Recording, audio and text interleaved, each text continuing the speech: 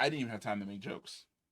Um, then again, these situations are never funny, but there was definitely jokes to be made about that video that was released of him running from Miss Jabari, which set the internet on absolute blaze. When this story initially came out earlier today, I was on my way out the door, and I said I was like, okay, when I get back home, I'm going to talk about not only the trial itself, but what exactly is going to happen with Jonathan Majors in regards to him playing Kang in the MCU. Because for the most part, Marvel has kind of been remaining mum. They haven't said anything in regards to the trial, in regards to Jonathan Majors himself.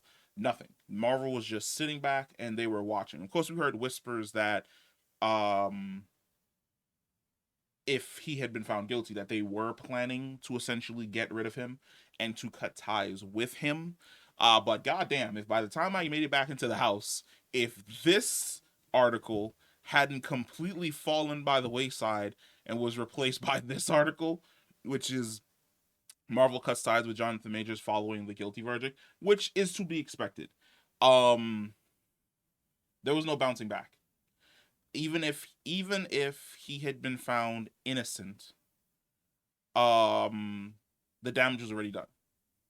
And to be fair, the damage has technically been done to the Marvel slash Disney brand in regards to the fact that everything was basically put on pause and in limbo.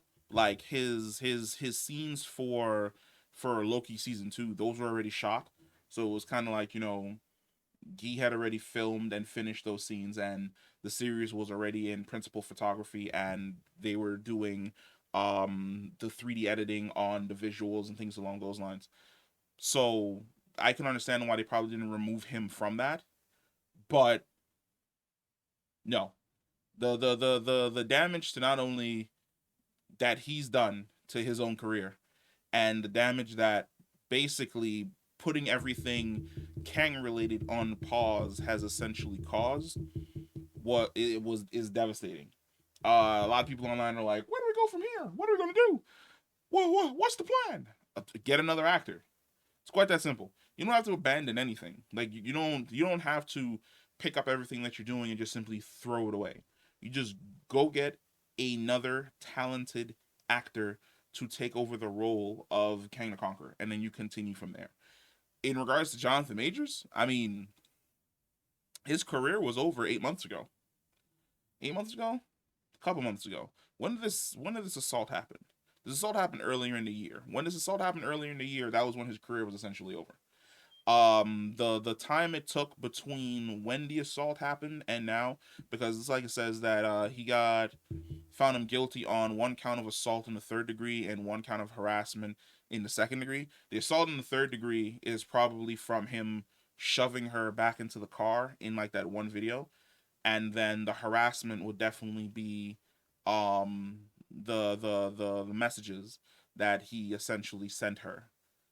I can understand that. But intentional assault and aggravated assault, they dropped both of those charges because he did not attack her out of malice. But even if he didn't attack her out of malice, people aren't going to care about the truth. They're going to care about the fact that he was found guilty on assault in the third degree, which is from the shove, which is from him shoving her back into the car before he decided to roadrunner her away from her down the street. And of course, like I said, the harassment from the messages that he had essentially left her. So both of those are misdemeanors. So he's probably just gonna have to pay a fine, and then he's gonna be on his way. But for the most part, does his career bounce back from this? No, his career is not gonna bounce back from this in any way, shape, or form. His attorney did put out a statement, I guess. It is clear the jury did not believe Grace Jabari's story of what happened in the SVU because they found that Mr. Majors did not intentionally cause any harms to her. We are grateful for that. We are disappointed, however, that despite not believing Mr. Jabari, the jury nonetheless found that Mr. Majors was somehow reckless while she was attacking him.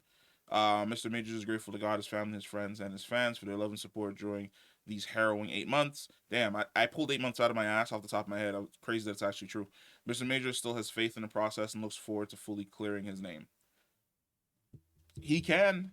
Like I said, what he was essentially what he was essentially found guilty of is misdemeanors, which is no jail time, just probably a fee. And he's a multimillionaire, so he's gonna be able to pay the fee. But the damage to his career, no, his career is essentially over. That's said and that is done. His career is practically going to go the direction of Shia LaBeouf's career, which is you're probably only going to see him in like super far off indie projects, and you're not going to see him for the most part in anything mainstream.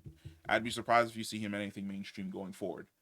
But Marvel cutting him, that was expected. Like I said before, I didn't have any there wasn't a doubt in my mind that if it came back that he was guilty on even one thing, that Marvel was going to cut him, because essentially not only was he cutting into Marvel's bottom line, he was also cutting into the operation of that Disney machine churning out Marvel products, which is everything that he was involved in had to come to a stop, which is 8 months of a standstill while you wait to see what exactly the verdict is. It is far too late, in my opinion, because they're talking about the studio was considering a pivot to Doctor Doom instead. It is far too late to pivot to Doctor Doom. We are. That would mean Phase 4 was a waste. We're currently in Phase 5. If I remember correctly, I don't think Fantastic Four is set to come out for an. It's. I don't think Fantastic Four is set to come out until next phase.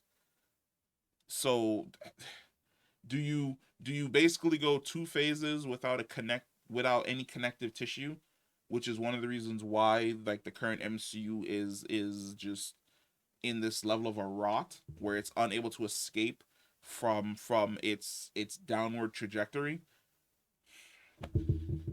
I'm not the owner of a multi-billion-dollar company. All I can do is watch as everything just catches fire. I do think that it was a fantastic idea for the creator of Loki, Michael Waldron, to be the one who's taking over writing duties for the multiversal saga, because Jeff Loveness was not it in any way, shape, or form. It sucks.